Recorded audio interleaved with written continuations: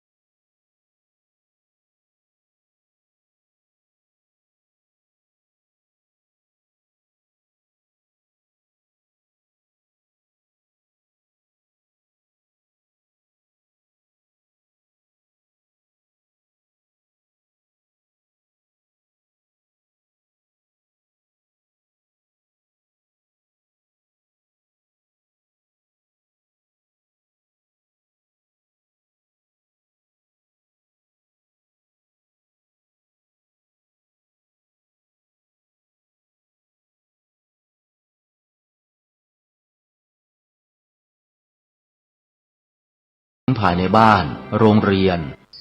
สัญญาณบวกอิหร่านเสนอการเปิดคลังแสงนิวเคลียร์ออกแสดงให้ตรวจสอบแลกกับการยกเลิกการคว่ำบาตรเลิกเด็ดขาดปิดล้อมน่านน้ำทางทะเลทานที่จะเกิดเป็นสงครามหวังปลดล็อกวิกฤตเศรษฐกิจที่คุกคามกัดกินประเทศยามนี้ให้อยู่รอดปลอดภัย ขอถวายความนอบน้อมแด่พระรัตนตรัยมีพระพุทธเจ้าเป็นต้นขอถวายความเคารพพระมหาเถระพระเถรานุเถระเจ้าคณะพระสังฆาธิการทั่วโลกมีพระเดชพระคุณพระธรรมเสนาบดีเจ้าคณะภาค7วัดพระธาตุดอยสุเทพเป็นต้น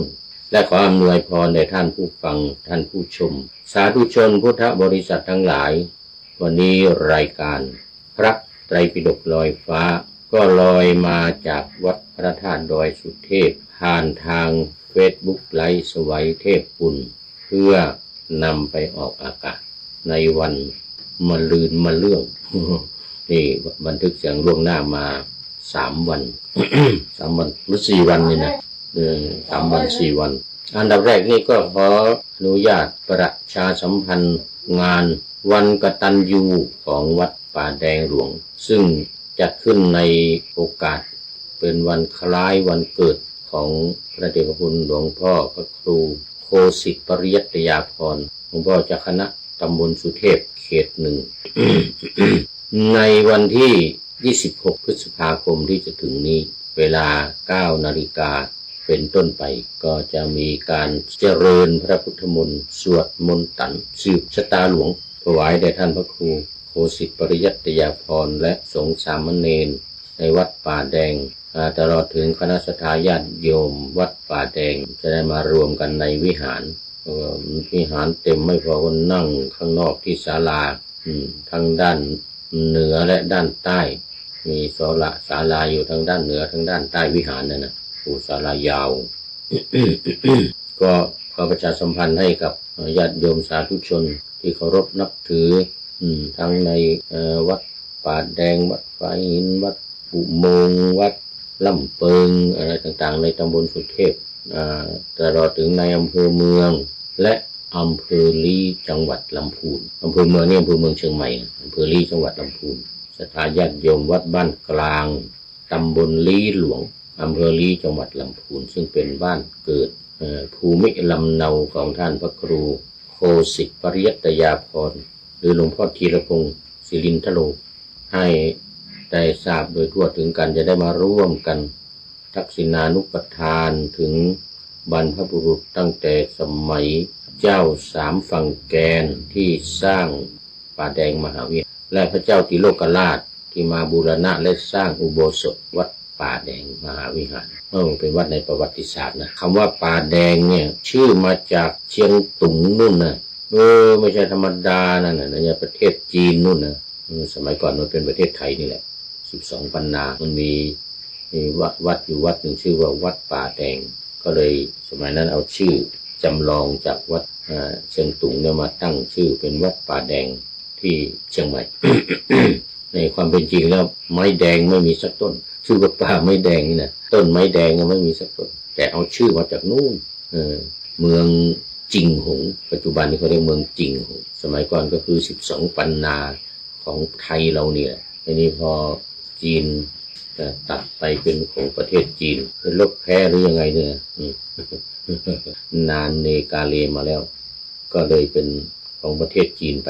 ตั้งชื่อใหม่ว่าจิงหงชื่อเดิมคือ12ปันนาตอนนี้ถ้าเราไปก็ยังมีคนพูดภาษาล้านนาอยู่ทั้งเมืองเนี่ย12ปันนาทั้งเมืองมีคนพูดภาษาไทย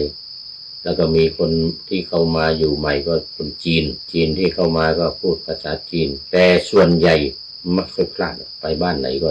พูดภาษาล้านนาเรานี่แหละภาษากำเมืองนี่แหละภาษากำเมืองภาษาล้านนาเรานี่ที่จิงหงปัจจุบันนี่นะเอาไว้แค่นี้ก่อนโมทนาประชาสัมพันธ์ให้รู้โดยทั่วถึงกันทั้งเชียงใหม่ทั้งลำพูน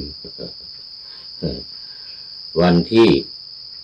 26พฤษภาคมที่จะถึงนี้อีกไม่กี่วันละนะอีกไม่กี่วันละเอาละตอนนี้ก็เข้ามาสู่เนื้อหาสาระของธรรมะในพระไตรปิฎกกันเลยวันนี้ยังอยู่ในเล่มเดิมคือเล่มที่25ขุททกนิกายนิกายสุดท้ายในบรรดา5นิกายนะขุททกนิกายนี่เล่มที่25ถึง33 9เล่มเยอะกว่าทุกเล่มเพราะมันเป็นอรรถกถาเถรคาถาเถรีคาถามังอุทานอิติวุตตกะอะไรต่างๆนะมันจะมีทั้งเนื้อเรื่องเก่าเนื้อเรื่องใหม่เนื้อเรื่องเก่าเช่นเนื้อเรื่องเก่ามาในพระไตรปิฎกเล่มที่18อย่างนี้ยกตัวอย่างเล่มที่18อังคุตรนิกายแต่มาในเล่มที่25นี่เป็นอรรถกถาก็เช่นอรรถกถาพระวินัยอรรถกถาพระธรรมอรรถกถาวินัยก็ตั้งแต่เล่ม1ถึงเล่ม8พระไตรปิฎกเล่ม1ถึงเล่ม8เป็นเนื้อหาก็ยกเอาเนื้อหาเนี่ยมาเป็นบางท่อนบางตอน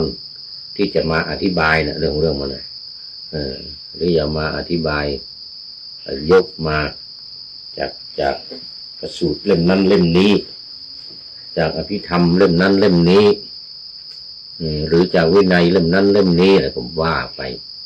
ตั้งแต่เล่มที่25ถึงเล่มที่33เนี่ยนะเป็นอรรถกถานอกจากการทำสังคายนาทั้ง8ครั้งไม่ใช่การทำธนสัง8ครั้งแต่เป็นอรรถกถาที่พระอรรถกถาจารย์พระดีกาจารย์พระเกจิอนุดีกาอะไรนะเขียนขึ้นมาอย่างหลวงพ่อสิริมังคลาจารย์ของเชียงใหม่เราเนี่ยที่เขียนมังคลัตถทีปณีเป็นอรรถกถาก็มาบรรจุในเล่มที่25ถึง33นี่แหละมังคลัตถทีปณีอะไรต่างๆแม้แต่เวสสันตรทีปณีเรื่องพระเวสสันดรนี่นะมันมีในพระไตรปิฎกนั่นแหละแต่ว่าพอมา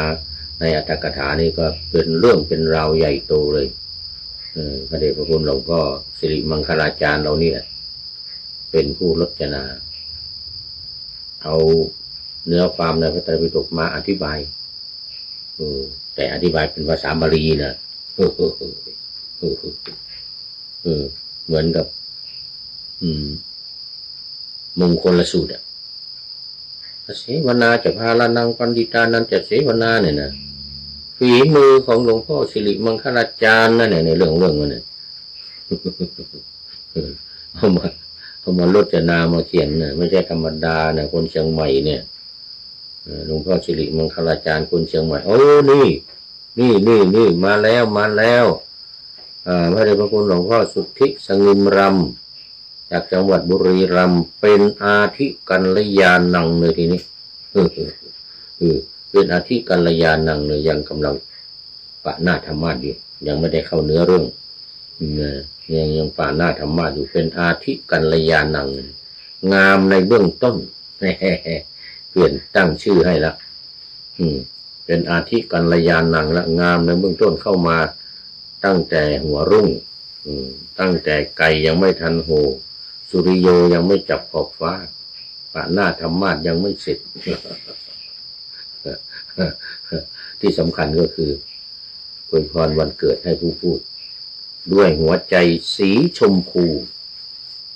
สดใสสีชมพูวันอังคารกราบขอบพระคุณหลวงพ่อทุกครั้งที่หลวงพ่อเข้ามาจะเมตตาอำนวยอวยชัยให้พรวันเกิดของผู้พูดด้วยความรักและเอ็นดูลูกหลาน หลวงพ่อรักและเอ็นดูลูกหลานเข้ามาทุกรายการถ้าไม่อาทิกัลยาณังงามในเบื้องต้นก็มัชเชกัลยาณังมาในท่ามกลางหรือไม่ก็ปริโยสานกัลยาณังงามในที่สุดอย่างใดอย่างหนึ่งพระเดชพระคุณหลวงพ่อสุทธิสงึมรำจากจังหวัดบุรีรัมย์กราบขอบพระคุณอีกครั้งหนึ่งเข้าสู่เนื้อเรื่องแล้ววันนี้กากุเทปกะวัตถุว่าด้วยกากะนิกนะกานะเนี่ยแล้วอุเทปกะนี่แปลว่าอะไรเดี๋ยวเรามาดูในใจความผู้พูดก็ลืมไปแล้ว เอามาเนี่ยอยู่ในมหาคันธกะวันนาตติยสมันตปาสาธิกาสามุนเล่ม 3อัตถกถาพระวินัยวินัยยัตถกถาวินัยยัตถกถาถ้าเป็นอัตถกถาธรรมะนี่ก็ธรรมปทัตถกถาธรรมบทเอาบทแห่งธรรมมาอธิบายธรรมปทัตถกถานำเสนออยู่ที่รายการธรรมทัศน์ออกอากาศทางสถานีวิทยุวปท2แต่ในพระไตรปิฎกลอยฟ้านี้เป็นอัตถกถาพระวินัยเนี่ยกำลังนำเสนออยู่ในอัตถกถาพระวินัยอธิบายเรื่องวินัยคนนั้นก็นี้ความพิเศษที่ยังไม่แจ่มแจ้งชัดเจนไม่แจ่มแจ้งไม่ชัดเจนก็ยกขึ้นมาอธิบายนี่อย่างเริ่มต้นต่อไปนี้หน้า105บทว่าอหิวาตกะโรเคนะได้แก่มารพยาธิมารพยาธิคือพยาธิหรือความป่วยไข้ที่เป็นมารคอยรังควานเรานี่แหละนี่เรื่องของเรื่องวันนั้นก็คืออหิวาตกะโรคที่เกิดจากลมปราณประหนึ่งว่างูพิษร้ายนี่ก็แปลกอหิแปลว่างูวาตะแปลว่าลมเนี่ยมันทำลายถ้าเกิดขึ้นกับใครมีบ้าอยู่ในท้องแล้วก็โอ้โหทีนี้เดินเข้าห้องน้ำกันทุก5 นาทีร่างกายนี่สู้ผอมเลยตานี่กุกวุกนี่นะเหลือแต่ตานี่นะนี่เหี่ยวหมดเลยเพราะว่าไฟยังกายให้สุดโทรมเวลาถูกอหิวาตกโรคเนี่ยนะ อย่านึกว่าได้เห็นหน้าเต็มอย่างนี้นะตาเต็มอย่างนี้ไม่เห็นนะเนี่ย โกกโวกเลยเนี่ยเหลือแต่นี่อย่างงี้นะ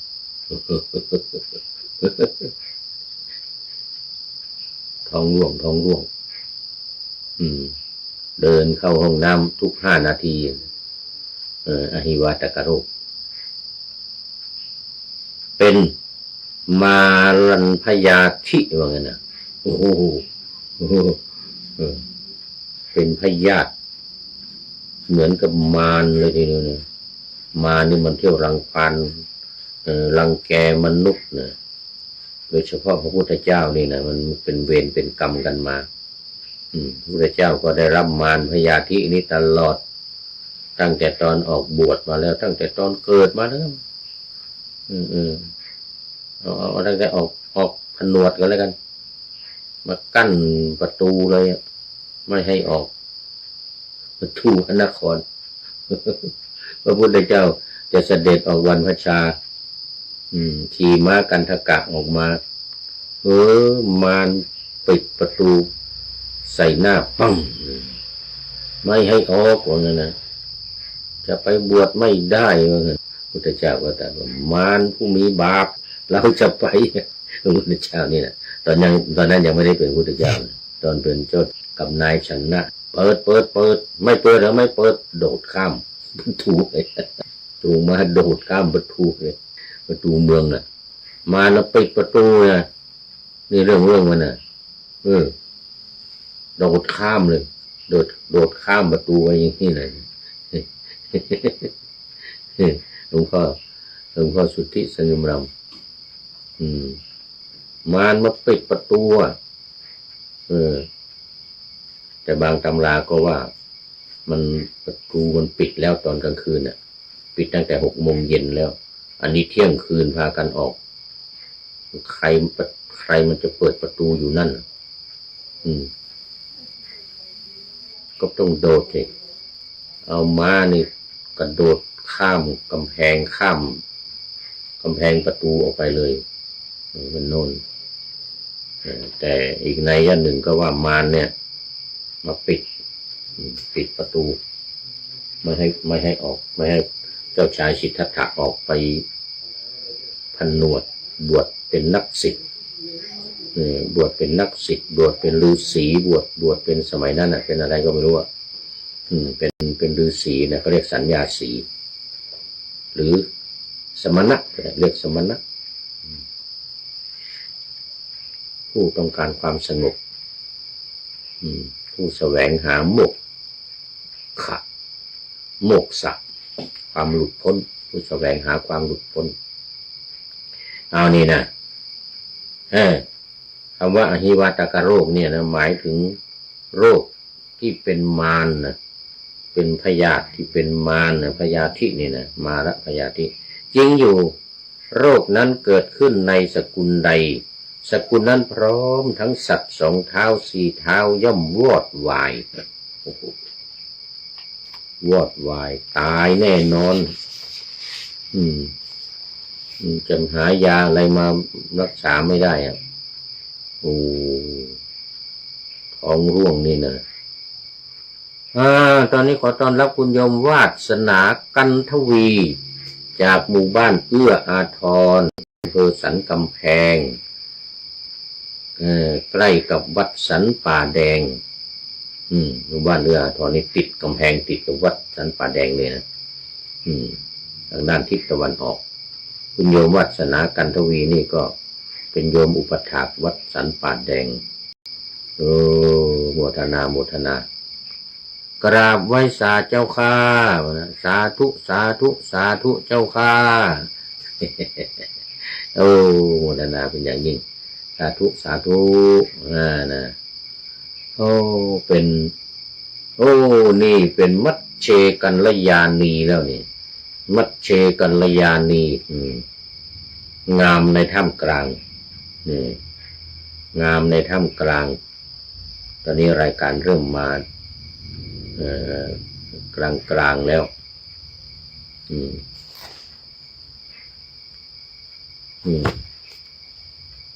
เป็นมัชเชกัลยาณีแล้วงามในถ้ำกลางท ถ้าใครมาท้ายสุดก็เป็นปริโยสานะกัลยาณังให้เป็นผู้หญิงก็กัลยาณีเป็นผู้ที่งามในที่สุดงามในเบื้องปลายก็คืองามในที่สุดได้แก่ปัญญาบรรดาศีลสมาธิปัญญาเนี่ยนะที่กัลยาณังนี่งามในเบื้องต้นก็คือศีลมัชเชกัลยาณังงามในท่ามกลางนี่คือสมาธินี่ตอนนี้เป็นสมาธิแสดงว่าโยมวาสนานี่มีสมาธิดี สมาธิตั้งมั่นนะสมาธิตั้งมั่นเอาละขอบคุณมากนี่ไหนแล้วเมื่อกี้นี้สัตว์สองเท้าสัตว์สี่เท้าย่อมวอดวายคือตายนะสองเท้าก็คือคนสัตว์สี่เท้าก็พวกแมวสุนัขช้างม้าวัวควายอะไรต่างๆที่อยู่ในบ้านนะตายหมดตายหมดผู้ใดทำลายฝาเรือนหรือหลังคาหนีไปหรือไปอยู่ภายนอกบ้านเป็นต้นผู้นั้นจึงพ้นฝ่ายบิดากับบุตรในสกุลนี้ก็พ้นแล้วด้วยประการอย่างนั้นเพราะเหตุนั้นพระธรรมสังฆาหากาจารย์จึงกล่าวคำว่าบิดากับบุตรยังเหลืออยู่ดังนี้ถ้าบิดากับบุตรในสกุลนี้ก็พ้นแล้วด้วยประการอย่างนั้นเพราะเหตุนั้นพระธรรมสังฆาหากาจารย์จึงกล่าวว่าบิดากับบุตรยังเหลืออยู่นี่หมายถึงยังมีชีวิตอยู่นอกนั้นตายเพราะอะไรเพราะทำลายฝาเรือนแล้วก็หนีออกไปบิดากับบุตรทำลายฝาเรือนหนีออกไปก็คือก็ยังอยู่ก็ยังมีชีวิตอยู่หมู่ที่ไม่ออกตายทั้งทาสกรรมกรช้างม้าวัวควายอะไรต่างๆที่อยู่ในบ้านภรรยาก็น่าจะตายนะนี่นะภรรยาก็ไม่ออกด้วยไม่ทำลายมีแต่บิดากับบุตรมีแต่บิดากับบุตรเพราะฉะนั้นเวลาเกิดอหิวาตกโรคเนี่ยนะมันยิ่งกว่าโควิดอีกนะมันไวด้วยนะแล้วก็ติดต่อเร็วติดต่อจากคนนี้ไปหาคนนั้นคนนั้นคนนั้นนะต้องรีบหนีออกประตูบ้านไม่ได้ออกไปก็ติดเพราะว่ามันช้างม้าวัวควายก็ตายคนก็ตายแล้วก็ตายนะต้องทำลายประตูเรือนไอ้ฝาเรือนนะหรือกำแพงบ้านหรืออะไรก็ตามแล้วก็หนีออกไปเชื้อโรคไม่ทันเห็น อหิวาตกโรคไม่ทันเห็นนี่เป็นอย่างนั้นเรื่องมันบทว่ากากุฏเทปกังมีความว่าเด็กใดถือก้อนดินด้วยมือซ้ายนั่งแล้วอาจเพื่อจะไล่กาทั้งหลายซึ่งพากันมาให้บินหนีไปแล้วบริโภคอาหารซึ่งวางไว้ข้างหน้าได้เด็กนี้จัดว่าผู้ไล่กาไปจะให้เด็กนั้นบวชก็ควรกากุฏเทปกังนี่คือเด็กที่ไล่กานะนั่งอยู่ว่างั้นนะนั่งเด็กที่จัดว่าเป็นผู้ไล่วัดประยูนเนี่ยนะหลวงตาแพรเยอะไม้พระครูไพศาลธรรมกุศลเพราะว่าแลเก่งก็เลยไปขอมอบตัวเป็นลูกศิษย์ฝึกแลขอแลของหลวงตามาปรากฏว่าเรื่องนี้เคยเล่าหลายครั้งแล้วเดี๋ยวเล่าใหม่เกี่ยวข้องกับน้ำมูกเน่านี่หลวงตาก็มีองค์อยู่องค์หนึ่งปากกว้างอยู่ข้างประตูเราเข้าไปในอยู่ซ้ายมือนะไปเรียนไปฝึกแลหลวงตานี่แลเก่งได้แลมาหลายแลนะอย่างนางปตาจาราอย่างนี้หลวงตาให้ทดสอบก่อนหายใจกั้นหายใจได้ยาวไหมถ้าหายใจ หายใจสั้นนี่ไม่ได้เป็นแหล่ไปฝึกแหล่ไม่สอนให้ลองดูที่ว่าจะหายใจได้กั้นหายใจได้นานเท่าไหร่วันเอาหัวมุดลงไปในโอ่งนั่นว่างั้นนะให้เอาหัวมุดลงไปในโอ่งนี่เรื่องมันเนี่ยให้อุดคือไม่ให้หายใจไงงับปากไม่ให้หายใจถ้าหายใจแล้วน้ำมันจะเข้าจมูกไงต้องกั้นลมหายใจกันอยากจะรู้ว่ากั้นลมหายใจได้นานเท่าไหร่อย่างนี้นะเราก็กั้นลมหายใจกันนี่หลับหูหลับตามันก็ไม่มีกลิ่นไงไม่รู้ว่าเป็นน้ำเยี่ยวไม่รู้ว่าเป็นน้ำมูดดองผลไม้ก็นึกว่าน้ำธรรมดาน้ำล้างเท้าน้ำอะไรอย่างเงี้ยนะไม่ใช่เป็นน้ำดองผลไม้ไม่รู้เรื่องอ่ะหลับตาแล้วก็กั้นลมหายใจมุดหัวลงไปนานเท่าไหร่ยิ่งดีเหมือนกันนะจะดูว่านานหรือไม่นานถ้าไม่นานนี่ไม่สอนให้มันมาฝึกแลนี่มันต้องหายใจยาวๆหายใจนานๆแล้วก็เต็มที่แล้วกั้นเต็มที่แล้วก็ออกมาพอหายใจพอเอาพ้นหม้อออกมา หายใจเหมือนหึงหัง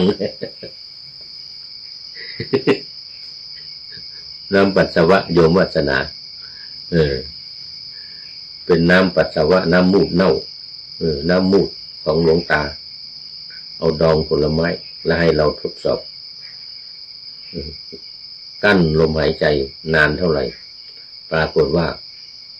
ใช้ได้เหมือนกันนะนานใช้ได้เหมือนกันนะเกือบ3 นาทีมึงเท่าไหร่เนี่ย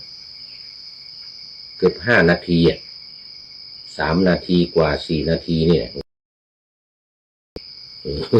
ตอนนั้นกั้นลมหายใจได้ยาวเลยอดทนมาจนมันไม่ไหวแล้วก็ยกหัวขึ้นออกมาเหม็นหึงหังเลยเยี่ยวลงตา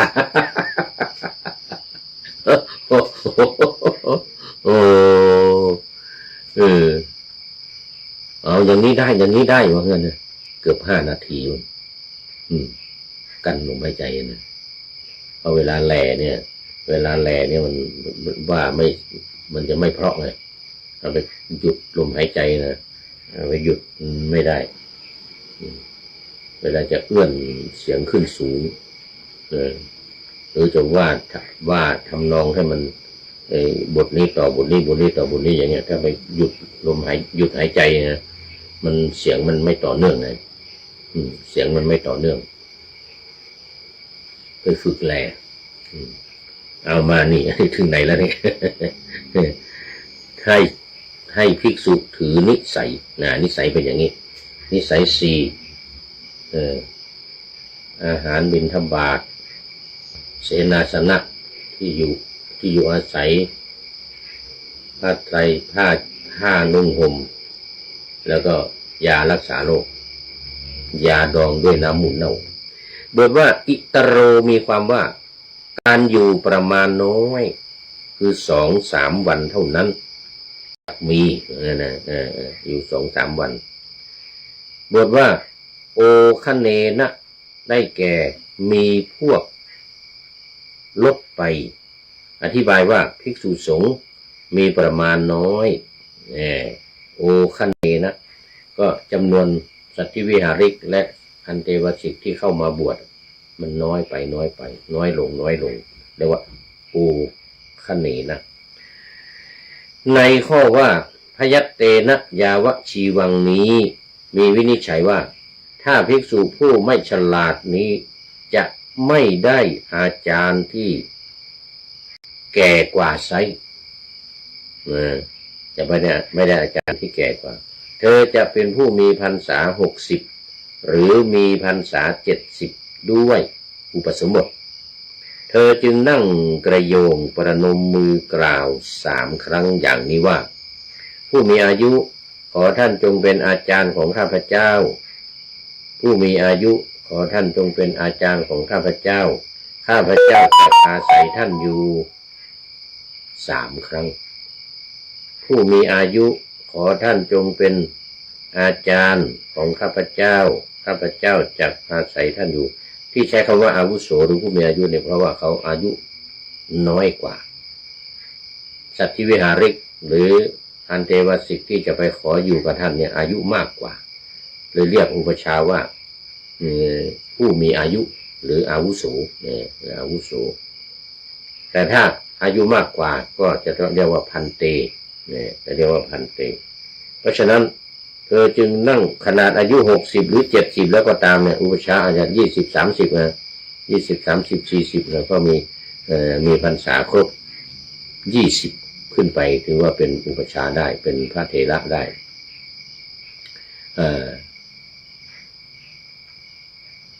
เดี๋ยว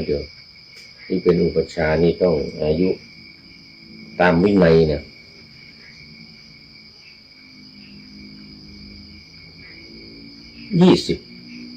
20ขึ้นไปนั้น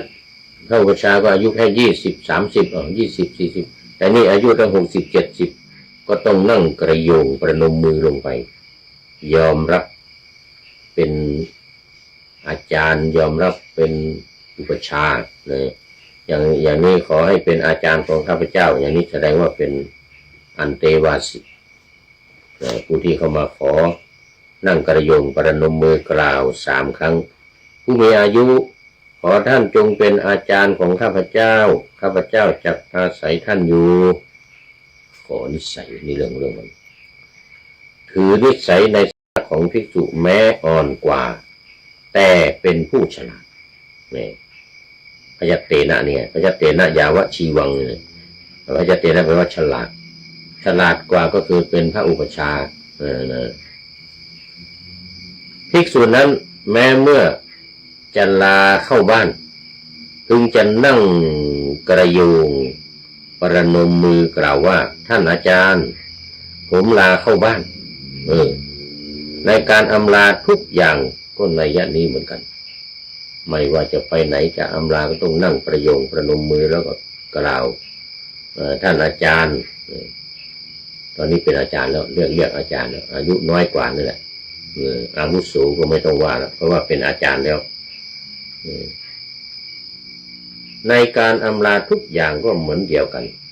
ก็ในหมวด5และ6หมวดในอธิการนี้สูตรเท่าที่ภิกษุผู้พ้นนิสัยแล้วพึงปรารถนาข้าพเจ้ากล่าวแล้วในวรรณนาแห่งภิกขุโนวาทสิกขาบทบัณฑิตพึงทราบว่าเป็นอัปปสุตบุคคลเพราะข้อที่สูตรนั้นไม่มีและเป็นพหุสุตบุคคลเพราะข้อที่สูตรนั้นมี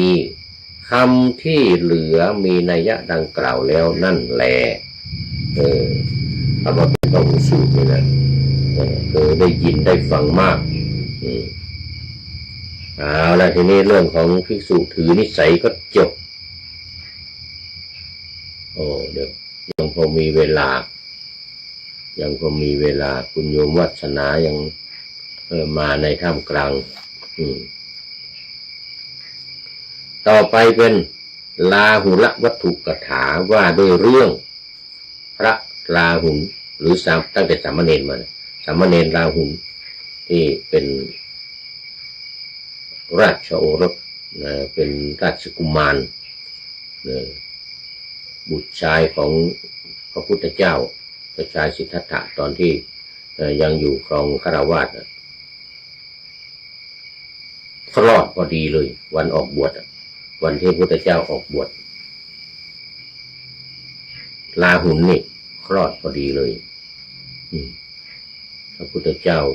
ตอนใกล้จะเที่ยงคืนก็เปิดม่านเข้าไปเห็นพระนางพิมพากับลาหุลนอนกอดกันกอดลูกก็เกิดใหม่อุทานออกมาลาหุลังพันธนังชาตังนะลาหุลังแปลว่าบ่วง พันธนังนี่ว่าเครื่องผูกชาร์จตังไว้ว่าเกิดแล้วเครื่องผูกคือบ่วงเกิดแล้วว่างั้นนะเครื่องพันธนาการที่จะมัดจะเป็นบ่วงมัดติดอยู่ในบ้านเนี่ยนะก็คือลูกนี่แหละมันจะมีอยู่3อย่างนะในเรื่องของความรักลูกเนี่ยนะตัณหาความรักลูกเหมือนเชือกผูกคอตัณหารักเมียหนอเหมือนปอผูกศอกตัณหารักข้าวของสมบัติภายนอกเหมือนกับปอก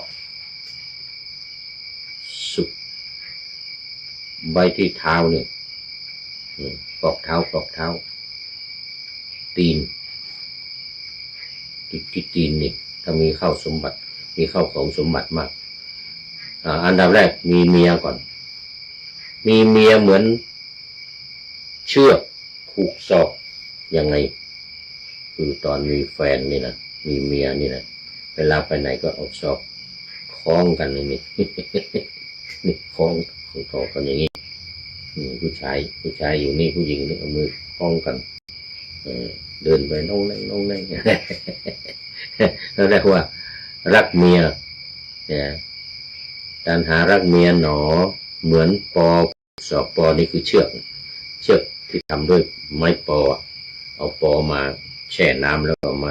ทำเป็นเชือกเขาเรียกว่าเชือกปอเชือกที่ทำด้วยปอไม้ปอ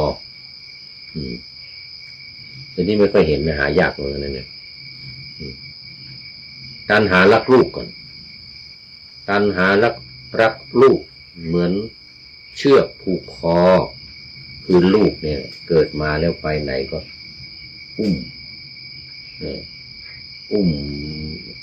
บางทีก็ต้องเอาผ้านี่นะผ้าขาวม้าหรือผ้าอะไรเนี่ยนะผูกหัวมันแล้วก็ใส่คอนี่นะแล้วเอาลูกใส่บางคนก็นิยมเอาลูกไว้ข้างหลังเอาผ้ามัดคล้องมาที่คอนี่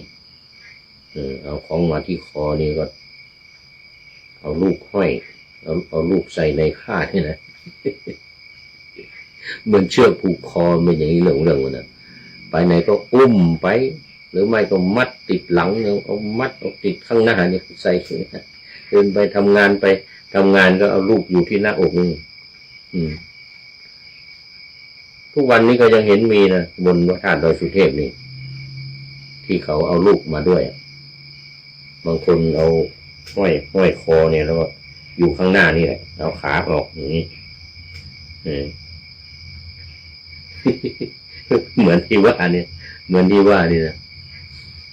อนเชือกผูกคอนี่ก็คือเอาห้อยคอเอาถุงห้อยคอแล้วเอาเด็กนั่งอยู่ข้างหน้านี่แต่เจ้าหน้าที่ของวัดนี่นะที่ทำอาหารที่ดูแลพระอยู่บนในโรงครัวเนี่ยเวลาเอาลูกมาจะมีอยู่นั่นคนหนึ่งโยมโยโย่ที่วัดพระธาตุดอยสุเทพเนี่ยทำอาหารไม่ครัวทำอาหาร มีลูกคนหนึ่งเป็นผู้ชายอันนี้เอาใส่ข้างหลังเอาผ้ามัดล่วงมาที่คอนี่แหละแล้วเอาไปข้างหลังเนี่ยแล้วก็เอาอีกชายหนึ่งเนี่ยมัดที่เอวแล้วก็เอาลูกไว้ตรงกลางข้างหลัง อันนี้ส่วนใหญ่จะเป็นชาวเขาเผ่าต่างๆเป็นกะเหรี่ยงมูเซอร์อีก้อหรืออะไรเป็นชาวเขาเพราะว่ามันสะดวกดีเวลาทำงานมันไม่เนี่ยมือบางคนมือไม่ยาวเนี่ยเวลาไว้ข้างหน้านี่มันก็โอ้เนี่ยออกมาอย่างนี้เลยเนี่ยมือก็ทำงานไม่สะดวกตัวไว้ข้างหลังแต่ที่ว่าเอาไว้ข้างหน้าที่คนไทยที่มาเนี่ยทั้งคนไทยคนต่างประเทศนะฝรั่งก็เหมือนกันนะมีนะเอาห้อยไว้ข้างหน้านะเพราะว่าไม่ได้ทำงานมาเที่ยว มาเที่ยวเอาลูกมาด้วยมาเที่ยวบนพระธาตุเห็นอยู่ทุกวันเห็นบ่อยๆเห็นอยู่ทุกวันเวลาเดินข้างล่างนี่ใส่รถถ้าเวลาจะขึ้นบนเจดีย์บนพระธาตุดอยสุเทพก็เอาห้อยคอนี่ตัณหารักลูกเหมือนเชือกผูกคอเอาเชือกผูกคออย่างนี้ก็ได้ตัณหารักเมียหนอเหมือนปอผูกศอกเชือกปอยนะผูกศอกติดกันไว้ตอนหนุ่มสาวนะตอนที่เป็นแฟนกันตอนที่แต่งงานกันใหม่ๆหรือตอนที่ยังหนุ่มแต่เท่าแก่ไปไม่มีนะ ไม่เหมาะเท่าแก่ไปจะเที่ยวเอาคล้องแขนกันไปนี่ไม่ค่อยเห็นมีนี่ที่มาวัดพระธาตุดอยสุเทพที่มาเที่ยวกันนี่เห็นกับคนหนุ่มๆที่คล้องแขนกันนี่นะหรือไม่ก็จูงมือจับมือกันอย่างนี้จับมือสองคนนั้นจับมือซ้ายจับมือขวาอย่างนี้เดินกันไปอันนี้รักเมียตัณหารักข้าวของสมบัติภายนอกเหมือนปอกสวมเท้าข้อเท้าทำภาษาล้านนานี่เขาเรียกว่าเหมือนปอกซุปตีนตัณหารักลูกเหมือนเชือกผูกคอตัณหารักเมียนอเหมือนปอกผูกศอกตัณหารักเข้าของสมบัติภายนอกเหมือนกับปอกซุปตีนเอาเสือมวยที่เท้าเหมือนกับนักโทษใส่ตรวนใส่โซ่ใส่ตรวนความหมายก็คือว่ามีข้าวของสมบัติมากเนี่ยไปไหนไม่ได้เป็นห่วงส่วนใหญ่จะเป็นผู้สูงตายก็ไม่ไปไหนอีกนะอยู่เนี่ยผู้สูงเฝ้าทรัพย์ตอนที่ไม่ตายนี่ก็จะไปนั่นไปนี่ก็ไปยากกลัวมันจะหายข้าวของเงินทองบ้านเรือนอะไรต่างๆที่เป็นทรัพย์สมบัติที่ทรัพย์สมบัติเนี่ยมีมากเท่าไหร่ก็ยิ่งมีความเป็นห่วงมากเท่านั้นไปไหนไม่ได้ไปไหนยากเพราะฉะนั้นมันจึงมีปริศนาทำข้อเนี้ยสอนคนทั้งหลายทางภาคเหนือเนี่ยจะมีสอนเนี่ยตัณหารักลูกเหมือนเชือกผูกคอตัณหารักเมียหนอเหมือนปอผูกศอกตัณหารักเข้าของสมบัติภายนอกเหมือนปอกสวมตีนสวมเท้าไปไหนไม่ได้ไปยากจะไปทีก็ต้องหาคนดูหาคนเฝ้าทรัพย์สมบัติหรือแบ่งกันไปคนในครอบครัวนี่ส่วนใหญ่พ่อเนี่ยจะต้องเป็นผู้ที่อยู่เฝ้าบ้านลูกๆไปเที่ยวกันหมดเฝ้าสมบัติเวลาตายก็เป็นผู้สมเฝ้าทรัพย์นี่เรื่องของเรื่องมันนี่นะท่านอาจารย์ผมลาเข้าบ้านในการอำลาทุกครั้งเนี่ยก็ในหมวด5และหมวด6ก็เช่นเดียวกันวันนี้ลาหุนกันลาหุนคำว่าเยนะกะปิละวัตถุเตนะจาริกังปกามินี้พึงทราบอนุปุพีกถาดังต่อไปนี้คือคำกล่าวตามลำดับอนุปุพีกถาว่าการกล่าวตามลำดับได้ยินว่าจำเดิมแต่วันที่พระโพธิสัตว์เสด็จออกอภิเนศกรมพระเจ้าสุโธทนะมหาราชทรงเงี่ยพระโสดคอยสดับข่าวอยู่เชียวว่าลูกเราออกไปด้วยหมายใจว่าจะเป็นพระพุทธเจ้าแล้วหรือยังเนาะพระเจ้าสุโธทนะนี่คอยเงี่ยหูฟังคอยเงี่ยโสดประสาทฟังพระเจ้าสุโธทนะนี่พระราชบิดาของพระพุทธเจ้านี่นะพุทธบิดาของพระพุทธเจ้านี่นับตั้งแต่วันที่พระพุทธเจ้าเสด็จออกทรงผนวด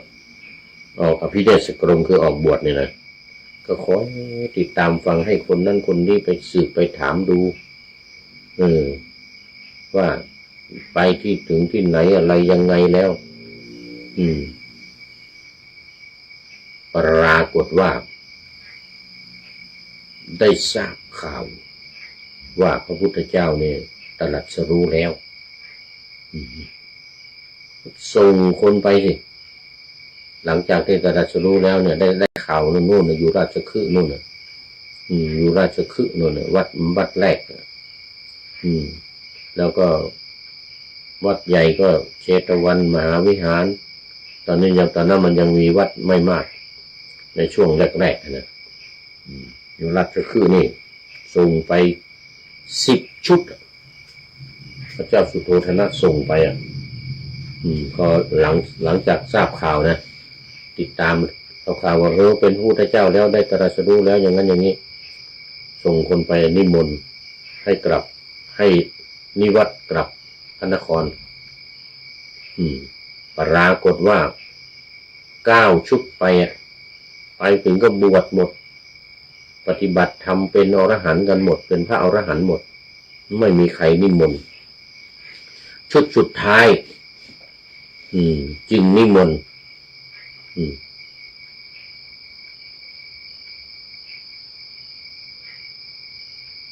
เป็น10,000 คนชุดสุดท้ายนี่นะเพราะฉะนั้นจำเดิมแต่เอาบวชเนี่ยคอยติดตามฟังข่าวอยู่ตลอด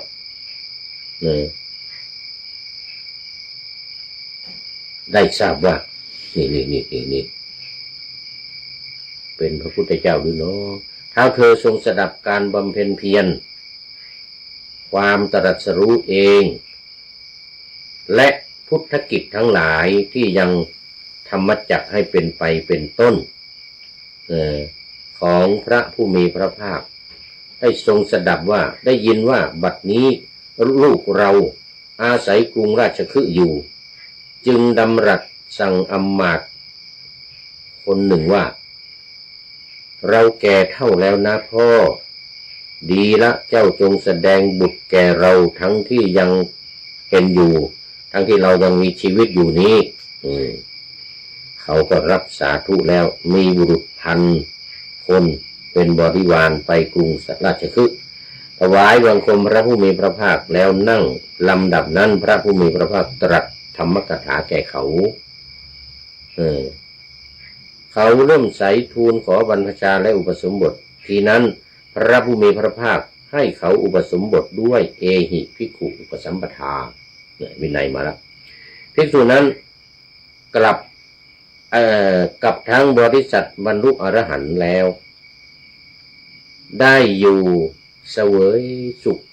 เกิดแต่ผลสมาบัติในที่นั้นเองพระราชาทรงทูตแม้อื่นไปอีก8 คนโดยอุบายนั่นแหละคือคนหนึ่งก็ให้บริวารไป 1,000 คนหนึ่งก็ 1,000 รวมกันนะแม้ทูตเหล่านั้นทั้งหมดทั้งบริษัทที่ติดตามไปด้วยบรรลุอรหันต์แล้วอยู่ในที่นั้นเองอย่างนั้นเหมือนกันไม่มีใครที่จะทูลแม้เพียงข่าวแด่พระราชาว่าทูตเหล่านั้นไม่กลับมาเพราะข้อนี้ครั้งนั้นพระราชามีพระประสงค์จะทรงส่งอำมาตย์ชื่อกาลุทายีนี่กาลุทายีนี่แหละกาลุทายีซึ่งเกิดในวันเดียวกันกับพระโพธิสัตว์เป็นสหชาติของพระพุทธเจ้าด้วยสหชาติมีใครบ้างพระพุทธเจ้านี่กาลุทายีอำมาตย์พระนางพิมพาขุมทรัพย์แล้วก็ใครอีกคนหนึ่งที่เป็นช่างการระบบคนช่างตัดผมนะทั้งหมดมี7 อย่างนะแต่ว่านี่กาลุทายีอำมาตย์นี่คนหนึ่งนะซึ่งทรงอ้อนวอนโดยในก่อนนั่นแลกราบทูลว่าถ้าข้าพเจ้าไปจักได้บวชข้าพเจ้าจักแสดงนะพระราชาทรงส่งเขาไปว่า แม้เจ้าบวชแล้วก็จงแสดงบุตรแก่เราจงนิมนต์มาเนี่ยเรื่องของเรื่องมันเขามาแสดงบุตรแม้เขามีบุรุษพันคนเป็นบริวารไปแล้วพร้อมทั้งบริษัทได้บรรลุพระอรหันต์อย่างนั้นเหมือนกันวันหนึ่งกาลุทายีภิกษุนั้นเมื่อข้าวกล้าทั้งปวงทั้งหลายเสร็จเรียบร้อยแล้วมนุษย์ในชนบททั้งหลายเลิกการงานแล้วดอกไม้ที่เกิดบนบกเกิดในน้ำบานแล้วทั้งบกทั้งน้ำบานเลยนะจึงถวายบังคมพระผู้มีพระภาคแล้วพรรณนาคุณแห่งการเสด็จไปมัคคาซึ่งสมควรทรงดำเนินด้วยคาถาประมาณ60 สโลก เจคาถาเป็น60 สโลกนะพระผู้มีพระภาคตรัสถามว่านี่อะไรท่านกราบทูลว่าพระเจ้าข้าพระเจ้าสุโธทนะมหาราชพระราชบิดาของพระองค์ทรงรับสั่งข้าพระองค์มาว่าเราแก่แล้วเจ้าจงแสดงบุตรแก่เราซึ่งยังเป็นอยู่ทีเดียวดังนี้ดีละพระเจ้าค่ะนั่นนะ ขอพระผู้มีพระภาคทรงทำความสงเคราะห์พระญาติทั้งหลายเถิดบัดนี้เป็นเวลาที่จะเสด็จจาริกไปได้นั่นนะคลุทายีกราบทูลพระพุทธเจ้าพระผู้มีพระภาคตรัสว่าถ้ากระนั้นเธอจงบอกสงฆ์ภิกษุทั้งหลายจักยังคมณียวัตรให้เต็มนะคมณียวัตรนี่ก็คือวัดในการเดินทางเนี่ยนะให้เต็มพระเถระทูลรับว่าสาธุพันเตแล้วก็ได้ทำตามรับสั่งหมดเวลาวันนี้ เอาไว้แค่นี้ก่อนดูไปดูมาเวลาหมด โยมวาสนากันทวีนี่เข้ามาเป็นมัชเชกัลยาณีตอนนี้ก็เป็นปริโยสานกัลยาณีด้วย งามในที่สุดงามในท่ามกลางงามในที่สุดตอนนี้หมดเวลาโมทนาเป็นอย่างยิ่งแล้วก็หลายท่านที่เข้ามาแล้วผ่านไปแล้วนะมาดูข้อคิดท้ายรายการนิดหน่อยวันนี้ไม่ยาวไม่มากจากผู้ใดหนอแลเป็นข่าวออนไลน์โอ้น่าดีใจจากข่าวออนไลน์ว่าสัญญาณบวกอิหร่านเสนอการเปิดคลังแสงนิวเคลียร์ออกแสดงให้ตรวจสอบและแลกการยกเลิกการคว่ำบาตรเลิกเด็ดขาดปิดล้อมน่านน้ำทางทะเลทานที่จะเกิดเป็นสงครามเหมือนกันนะอิหร่านนี่เสนอไปให้ว่าจะให้เข้ามาตรวจสอบคลังแสงนิวเคลียร์เนี่ยให้ตรวจสอบว่าเราได้ทำนิวเคลียร์เนี่ย50-60%เนี่ยแร่ยูเรเนียมเนี่ยไม่เป็นไปเพื่อที่จะทำเพื่อสันติไม่สร้างระเบิดนิวเคลียร์ไม่สร้างอาวุธตามปณิธานของผู้นำสูงสุดคามนีอีเนี่ยนะบอกว่าเราไม่ได้ทำอาวุธนิวเคลียร์ในการที่จะประหารเพราะว่ามันเป็นสิ่งไม่ดีมันเป็นสิ่งที่จะทำร้ายทำอันตรายทำให้คนตายดูซิว่าฮิโรชิมาที่ญี่ปุ่นเหมือนกันนะนางาซากิเหมือนกันนะตายที่ละ300,000เหมือนกันนะหวังปลดล็อกวิกฤตเศรษฐกิจที่คุกคามกัดกินประเทศยามนี้ให้อยู่รอดปลอดภัยดีใจถ้าเขาตกลงยอมรับเงื่อนไขนี้นะเลิกการคว่ำบาตรของอิหร่านเดี๋ยวนี้สหรัฐคว่ำบาตรอิหร่านมาถึง47 ปีแล้วตอนนี้ก็ยังคว่ำบาตรอีกไม่ให้ซื้อขายน้ำมันเสร็จแล้วก็อีกอย่างหนึ่งปิดล้อมทะเลตอนปัจจุบันเนี่ยให้สหรัฐเนี่ยเปิดการปิดล้อมทะเลในปัจจุบัน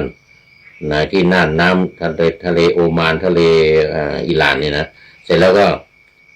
ยกเลิกการคว่ำบาตรทั้งหมดให้อิหร่านนี่สองอย่าง แลกกับการให้เข้าไปตรวจดูคลังแสงว่าเราไม่ได้ทำระเบิดนิวเคลียร์นี่ก็ขอขอบคุณข่าวออนไลน์ไว้ณที่นี้เป็นอย่างยิ่ง ขอนำนาวาวังทองไปก่อนแล้วจะย้อนมาใหม่ในวันหน้าคือวันพุธศุกร์เสาร์อาทิตย์ตามตารางเวลาที่วางอยู่ข้างในเป็นธรรมะจากพระราชวังเป็นนาวาโด่งดังสว่างไสวเป็นทองคำล้ำค่ากว่าสิ่งใดชุบชีวิตจิตใจให้ใสงามขอเชิญท่านทั้งหลายนำไปท่องตามคุณของพระรัตนสามพุทโธเมนาโถธัมโมตามสังโฆเมนาโถยามภาวนาว่าบ่อยๆซ้ำๆจำในจิตจนมันติดในใจไม่หายหน้านอนนั่งยืนเดินจำทุกเวลาตั้งแต่ตื่นขึ้นมาถึงหลับไปขอให้ท่านได้ผลจากปฏิบัติได้กำจัดความทุกข์พบสุขใสพลันปลอดโปร่งโล่งสบายทั้งกายใจอยู่ที่ใดใจสงบพบนิพพานขอเจริญพร